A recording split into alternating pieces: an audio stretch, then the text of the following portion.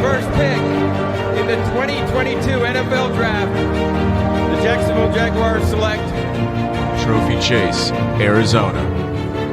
with the second pick in the 2022 NFL Draft, the Detroit Lions select Cody Smith, Houston, Texas. The fantasy draft room is now on the clock. Welcome to the fantasy draft room. I am Chase, and with me, as always, my man Cody. What do we got in store for the people today? It's another DD rookie mock for y'all. We actually did this one this morning, got it all the way through all 4 rounds, built out this one, I think, in like 2 hours or something like that. Went pretty quickly through it. And so yeah, we get this one just a day off of it. Haven't been able to sit down and really look at every single pick on the board. So we'll be going through it live, kind of giving you all the ADP over this. I mean, Barry's been cranking these out over on the Destination Devy community, cranking these out. I think we had 3 in one day a couple days ago. So these go down so often. We've got so much ADP data. Want to highlight some of that ADP data in this episode too, as we go through this rookie mock.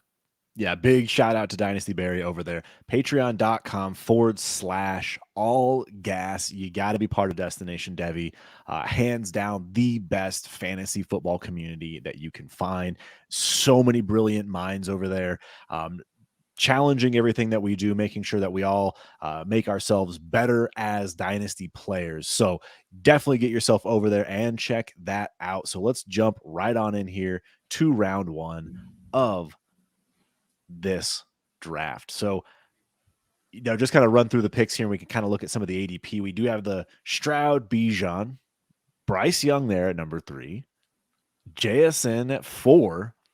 I got Richardson at 5, Gibbs at 6, QJ 7, Levis at 8. So I'm just going to stop there since we have the top 8. We've talked about the top 8 all the time, and that's where that quarterback slide finally ends.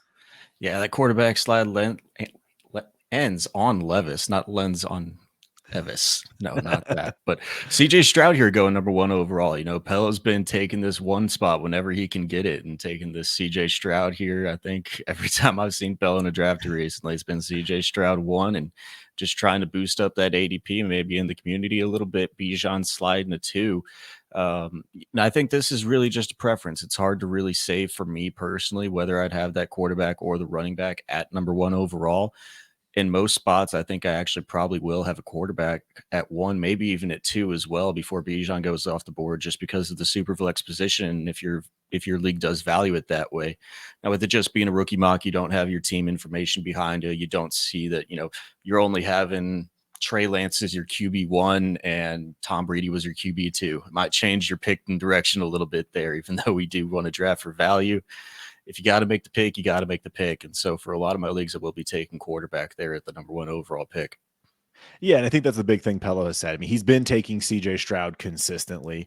So I'm not sure if that is secretly his QB1, but he did say it's like it doesn't matter. Like draft capital, when it really comes down to it, the fact of the matter is we were so locked into the mindset that Bijan Robinson is 101 no matter what. And that has shifted. Well, we've seen Anthony Richardson, who we all believe has the highest upside. His ADP has already climbed to the 2 slot, actually. So grabbing him here at 5, I feel really great in comparison to ADP. But yeah, that's the whole thought process is super flex, quarterbacks matter. And if they get top 5 draft capital in this upcoming NFL draft, it's really going to be hard to make a decision based on, those top few quarterbacks. Based on ADP, we have Bijan, A-Rich, CJ Stroud, and then Bryce Young, who you took at 3. So you reached a whole pick on Bryce Young, but he's the safest one of the bunch. Doesn't it feel like that way? I really do think so, even more so than CJ Stroud, in my opinion. If Bryce Young were 6'2", I know this has been in kind of a main trope going around right now. If Bryce Young were 6'2", he'd be the 101. Like with the production that he put on the field, if he did not have the size concerns, I don't think there's any chance that he wouldn't be going at the 101 in both the NFL draft and possibly even rookie drafts as well. I know the rushing upside isn't exactly there with A-Rich, but he's not a complete zero either. I just believe he's the best all-around quarterback. And if you are just looking for a safe floor, I do think Bryce Young's your safest. I know we had was it Daniel Jeremiah leaking out that he had the highest S2 score, which is basically like a reflex and reaction score that wasn't exactly supposed to get leaked out. But I think he said that in the past, the highest guys have been like a Josh Allen, Patrick Mahomes, and Jalen Hurts over the past like 5 years. Those have been the top of their class at this test. And so, hey, I mean, if Bryce Young can emulate that and get a little bit of the track record of that test and get up to that level, I don't think that's going to be there. And I don't think that test is all that predictive. Probably just kind of got a little bit lucky, but it does help to have that, fast reaction pace processing that the quarterback position needs whenever you're on the field, making those quick reads and quick decisions. Bryce Young does have that. I think that's going to give him a floor at the next level. Absolutely. So yeah, no issue with that pick there. Like I said, A-Rich fell to me at 5. JSN, we have consistently seen going above some of these quarterbacks. And I feel like there was a point in time when JSN, there were questions about him because of him being injured all season, not really knowing what kind of speed and agility he was going to put up. A lot of those questions were answered at the combine. Seems like everyone's back in on JSN as being the second position player off the board, but we have seen this actually happen more and more where JSN is going above QB3 in the class. And I don't know that I'm there today, but I could see it happening for sure in drafts. I just don't know that I'm there quite yet. I think it would take a slide of the quarterbacks in the NFL draft in order for this to happen. Or like a really specific team where I'm already deep at quarterback and I can't trade back. Like, it's going to be a real interesting scenario for me to do that over those top 3 quarterbacks. Yeah, top 3 and really even top 4 for me. I think I'm still even probably Levis above JSN as it stands right now, and that's where I will just end up probably taking the quarterback superflex positional value over the wide receiver in a lot of situations.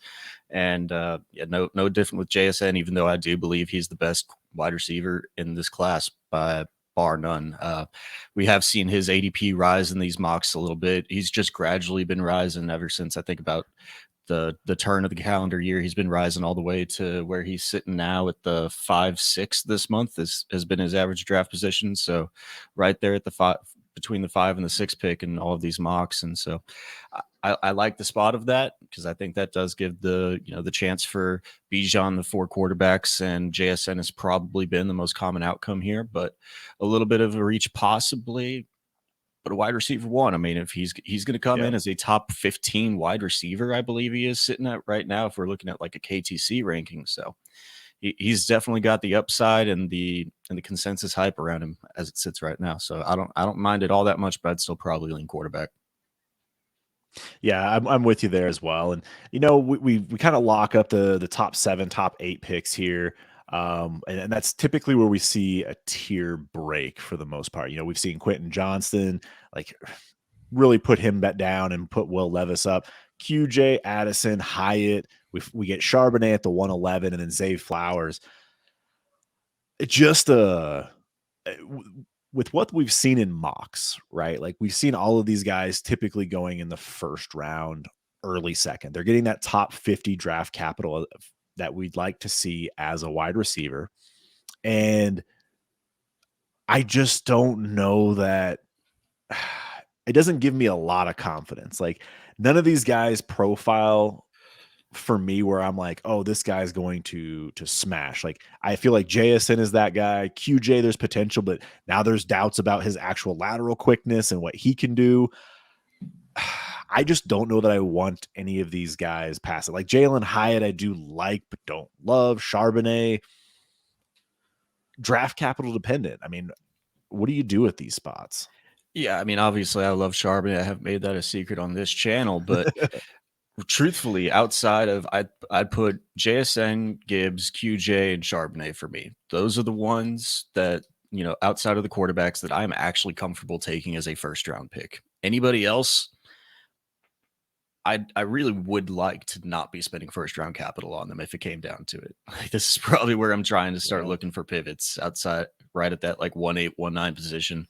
Anything outside of there, I don't feel really comfortable about taking it because they do kind of just feel like guys, and it's not what we want our first round draft capital picks to project. Now, some of them will hit more than that. For sure. Definitely.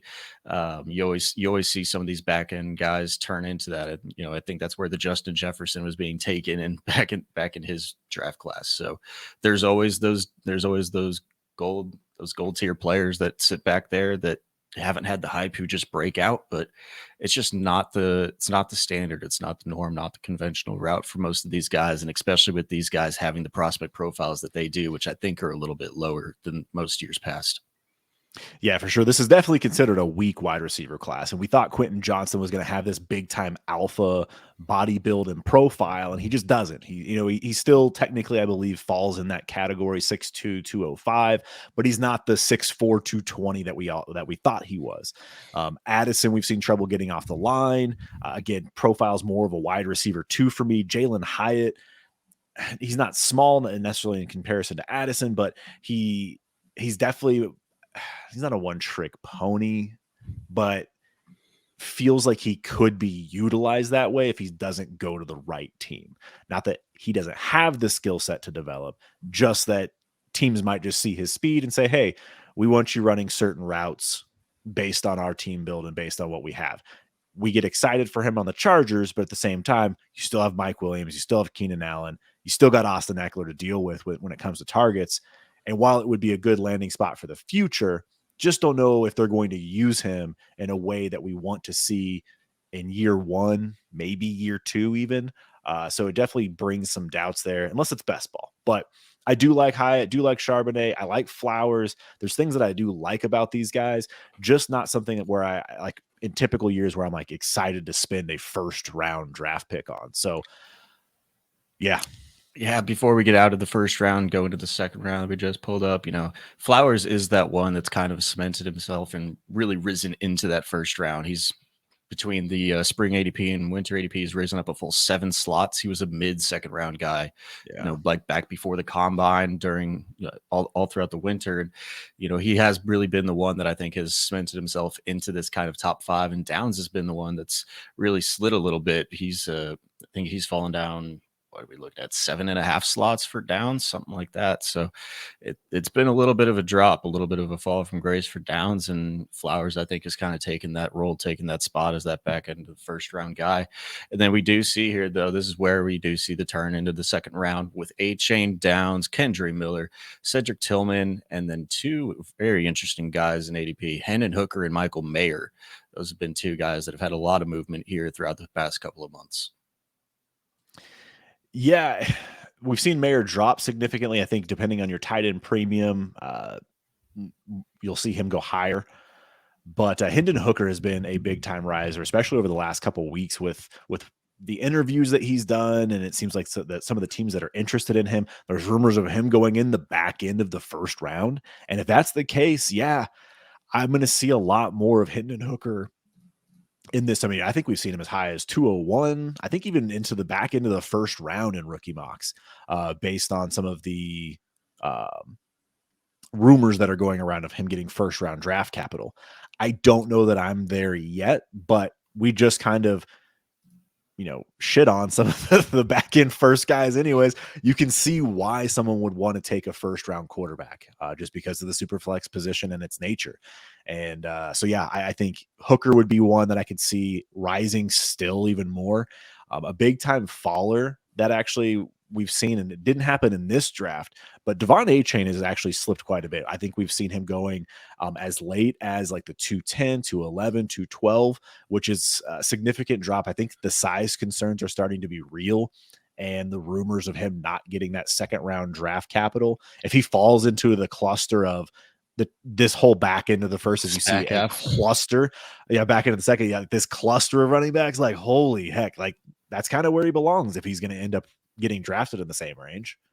I think so. I think it's been a really big concern, and especially so a lot of the mocks that we've been doing where you start putting draft capital to it, that ends up being where he goes, where he's sometimes a back half of the second guy, because unless he does really get a large capital, large shot at the workload that we project based on the draft capital, it is a little bit scary, because if he's just going to be a 10-touch guy, what's that really worth? It's hard to say that that's worth a 201 in a league right now for some of the other things that you could get potentially with a 201.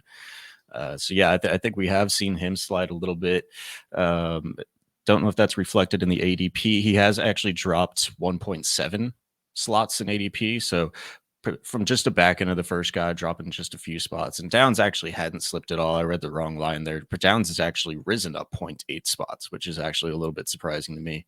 So just wanted to fix that one before we get into here any further. But fixing it up then with Kendra and then Cedric Tillman. This has got to be one of the highest we've ever seen Cedric Tillman get drafted here, right? I believe this is the Cedric. Like, if you want to check real quick here, according to Barry's ADP, I think this is the highest Ced Tillman has gone. And I mean, I've talked about in shows past, leading into January, that I've been really high on Ced Tillman. I really liked him prior to his injury. When you saw him and Hyatt on the field at the same time, like those two guys, I thought Ced looked a little bit better. Injury happened. Hyatt broke out, really came into his own and smashed. So you really can't knock Jalen Hyatt. But I felt like there was some disrespect around Cedric Tillman because he was going in, I'd say, mid-third ADP from what I recall, according to a lot of these drafts.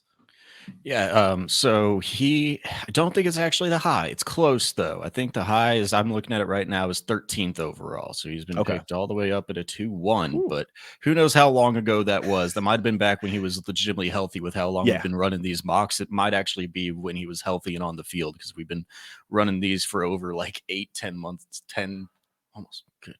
Way too long and way too many mocks. August, I think August is when we started. Yeah, right around the beginning of the college season. So it probably was. And I think that does kind of show that we might be disvaluing him a little bit too much, because if he was that high up before in some people's eyes, really the only thing that changed here was injury. And if we're willing to give the forgiveness pass to JSN, I know that's a severely different level of talent. But if at the same price range, if we're still willing to give the pass to JSN, he's remained pretty flat for not having gone on the field and really shown anything this last year. And I think Cedric Tillman might be actually a little bit undervalued here. But then going into Hendon Hooker, my guy, it seemed like he was destined for second round draft capital, and now he is being talked about like he's going back into the first. I don't know if I'm going to fully buy into that yet. And truthfully, for rookie ADP and where I would actually take him in a mock, I'm still not throwing him back into that crazy land of like the top 4 where I had him at one point last year before he got injured. Before he got injured, I wasn't that crazy. But he's coming back. It'll be a little bit of an interesting process for a lot of people, because he is older coming in. He's probably not playing for majority of the first year as it stands right now. I think it'll depend a lot on the draft capital, the landing spot. I like Hendon Hooker a lot, but if you're going to tell me he's missing a whole year and there's questions about his profile and he's coming in older, I think this is probably about the right spot. But seriously, if he does go into the first round, I think you will see people start putting him as a first round draft pick as well, just because, like we mentioned earlier, that range of the draft just doesn't have a lot locked into it. And so you're just taking the bet on the super flex quarterback down the road. I don't hate it at all. Yeah, and we do get into the back end of the second round here, where it is Tank Bigsby, Tajay Spears, Izzy Abanikanda, Sean Tucker, Zach Evans, and Roshan Johnson to round it out. And we've been talking about it. If you've listened to anything we've talked about, go check out the Overreaction podcast on Destination Devy radio feed. I believe it was about 4 weeks ago now. You have to check out the 2023 episode. We talk about the entire rookie class, but really dive into the running backs. And this is what's going to happen until we have draft capital to really separate any of these guys. This is the group. Like, that's why we said A-Chain could fall in this group. Kendra even could fall in this group. We don't really know what we're doing with any of these running backs, because they could end up in a good spot. They could get 5th round capital and end up in a crappy spot. And next thing you know, we just don't care anymore. It's like, yeah, we'll take a dart in the 3rd, but it's just it's a crapshoot. I mean, I haven't seen Tajay. We've seen Tajay go as high as the 2-1. I think we've even seen him in the back of the 1st at some points with his high picks. Abanikanda, we've seen go a little bit higher. I think I've even taken him higher just because he has that 215-pound build that at least fits a running back profile that I like, and he's fast. But the rest, I don't know. Yeah. Tajay's actually risen up a whole heck of a lot. If you're looking back before the, pre-Senior Bowl, whenever he really had his breakout performance, breakout debut into, the normal fantasy community where a lot of the people who aren't playing like serious Devy probably didn't even know the name. He's risen a full 10 spots since then, coming in spring ADP right now of 14.1. So he's a high second round pick. But you're right, whenever you're talking about these running backs here, like I can sit there and say like Pelo's getting a sweet deal at the 212 with Roshan Johnson, because you're just looking at it without the draft capital, without the guys right now. In all reality, there's probably 3 or 4 of those guys that you don't even really feel all that great about to get anything more than just a partial workload, maybe like a 30% snap touch year one as the season starts. This is what happens. Just go try to look at any of the mocks we've done where we've actually put draft capital to it in the back of the second round. As soon as you hit about the 2-6, even really just gets gross because the landing spots aren't there anymore. The draft capital isn't there anymore. It's not going to be pretty. It's going to look a lot worse than it does here, wherever you're just putting a name to the pick.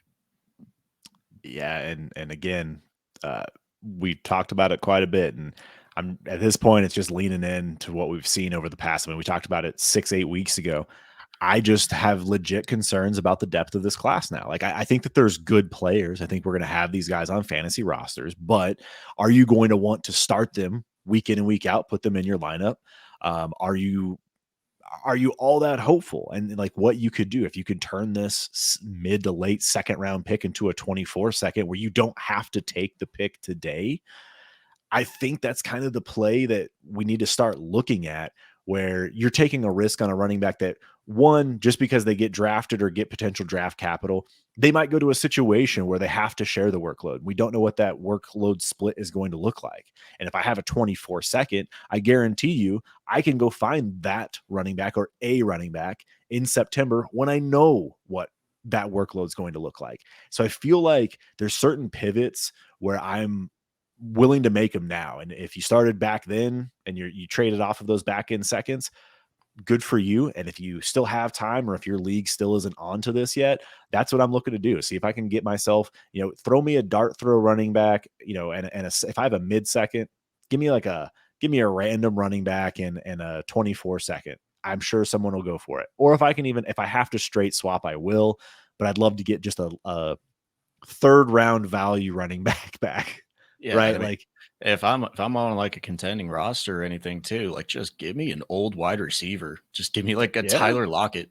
Like, you want to give me Tyler Lockett or any of these guys? The chance that some of these guys just straight up for the second. Yeah, man. Like, honestly, just give me that Tyler Lockett and I'll be perfectly happy, rather than taking the chance that the ones that even do get good draft capital and look like they're in a good spot and are actually good at the next level.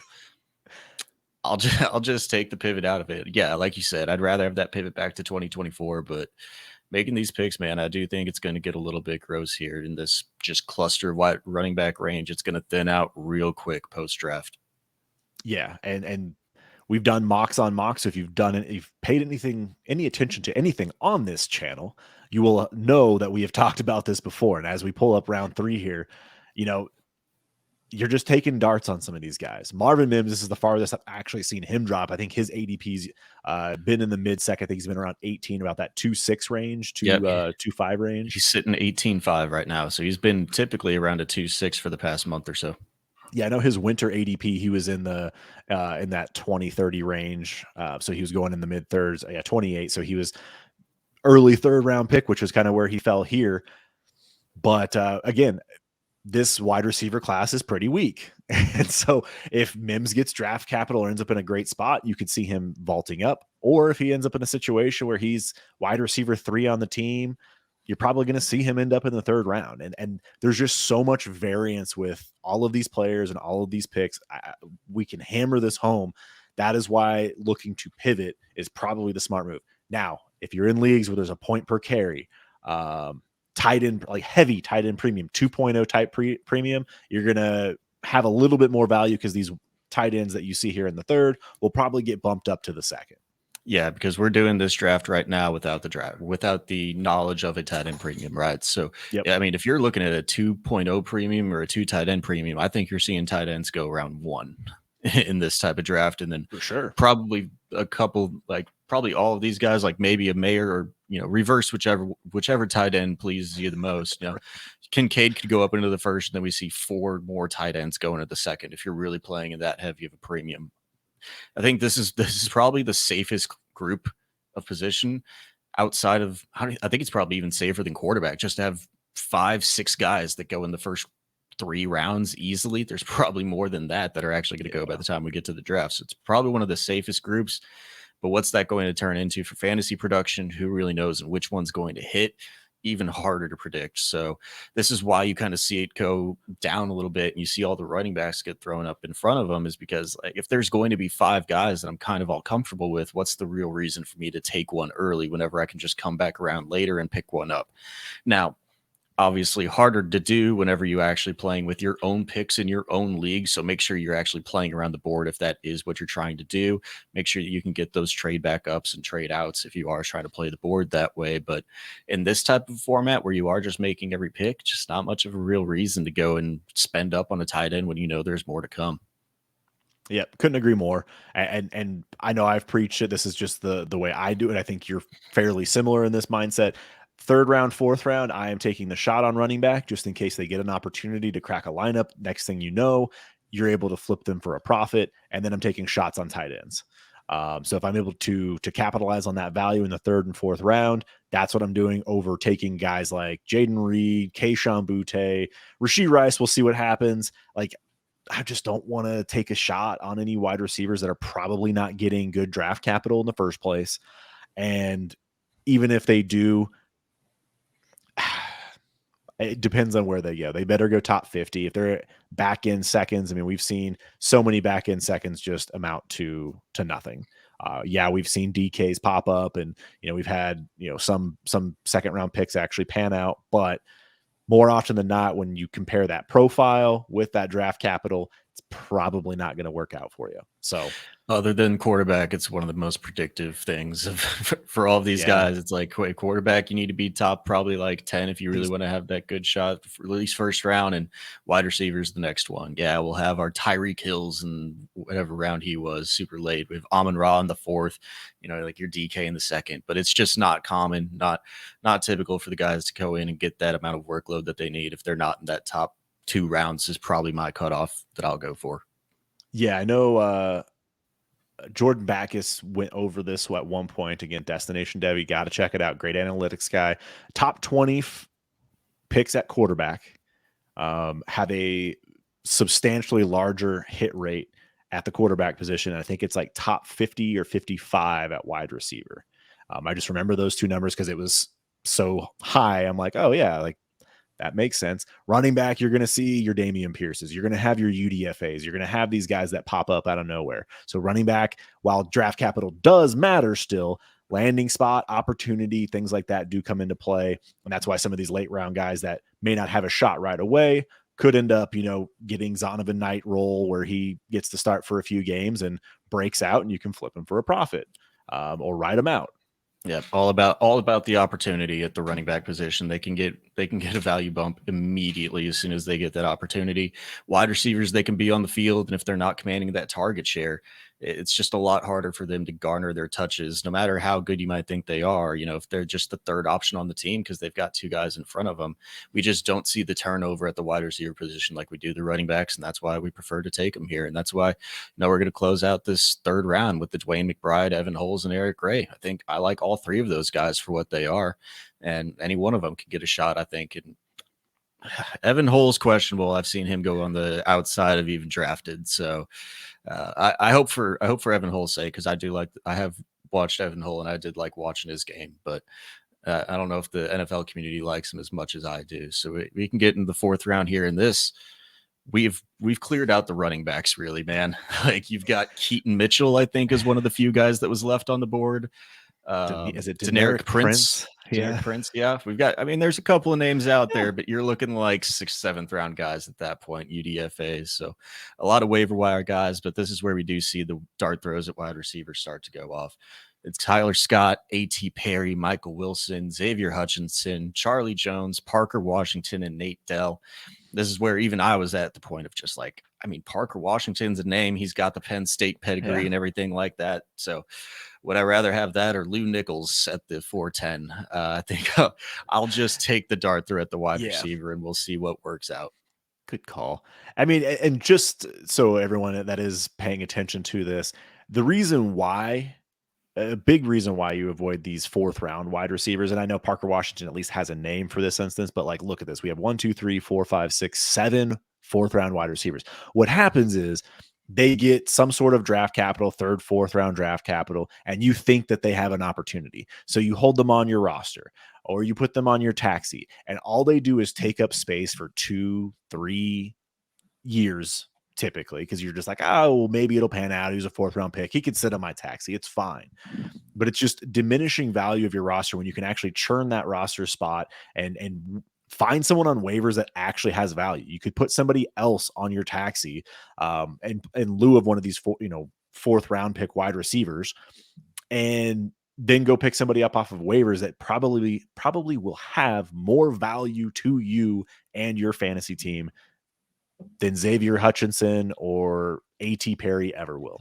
It's the land of the Danny Grays, the Jalen Dardens that you've been holding on to for a couple of years. Was it Tyler Johnson, the guy out of Minnesota who was an analytics darling? Like, yep. That's probably just the range. Like, just know that that's probably the range that's going to happen. And if you do pick up these guys, typically if they start to hit, you should probably try to flip them. Or if they're gaining any of that, like these are the perfect guys for like that pre-training camp, the OTA buzz, all of that. Like once these guys are like, oh, he's just got such a good connection with Jimmy Garoppolo there. It's just like, okay, but they've also still got 3 locked in wide receivers in front of him. So yeah, he's got a connection that can get him on the field maybe. And then, you're just riding out that hope for the next 3 years while the roster spot's dead. So look, at this point of the draft, though, you got to take your shots on some guys. And if the running back room is, the running back room was depleted here. Tight ends, we're seeing Luke Schoonmaker ever drafted for the first time. So I think what didn't happen here that might have pushed a couple of ones out, we didn't see any other quarterbacks get taken after Hendon Hooker. None of the TDRs, the Tanner McKees, Stetson Bennett's not on here. We typically see a couple of those guys get sprinkled in here in the 3rd and the 4th round. And true. Yeah, we didn't see any here, and that might have pushed up a little bit of the positional guys up the board to where you're just truly taking stabs at the end. Yeah, man. Yeah, and this is going to change so much. Again, make sure you like and subscribe to this video. Make sure you subscribe to the channel, follow along, because we will be doing a ton of these drafts as capital does come up here. We are 3 weeks away by the time you're watching this video, 3 weeks away from the NFL draft. So we will have more content out as soon as those picks are associated with these with these players, and we know their landing spots. So this will change drastically. We're going to see some names pop in this group that have never been there before, and you're going to see some of these guys fall out and never be heard from again. So a lot of changes are going to happen, but right now we can pretty safely assume that there's a tier break in that mid to late first, mid second range again, and I'd say pretty much that early 3rd, maybe like 3-4 range for me right now. Yeah, I'm kind of drawing those lines as far as like my tiers, but if I have a 2-5 or later, I'm looking to cash out. If I can find a piece that fits my build or churn it into 2024, that's a move I'm making. I'm with you. Just know your tiers, know what you got to do, know the format you're playing and everything like that. All of those things will change. If you've got any questions about what we think in that specific league, that specific format, what your team build is, obviously feel free to reach out. Always love answering those type of questions. Sure. That's the type of strategy that we love over here. So, talking about Michael Wilson week over week is, it can get into a little bit of a slog. So it is really about the position more than the individual prospect once you get down to that point, in my opinion, just because the hit rate on those guys is so low. Love finding those diamonds in the rough. That is what we love doing over here as well. Sure. But that strategy, that roster construction is a little bit more probably to what we like. Absolutely. Anything before we wrap out of here? No, I don't think I got anything. Let's just get a couple of these quarterbacks into this next time. Absolutely. All right. Again, please like and subscribe. And thank you so much for joining us here in the Fantasy Draft Room.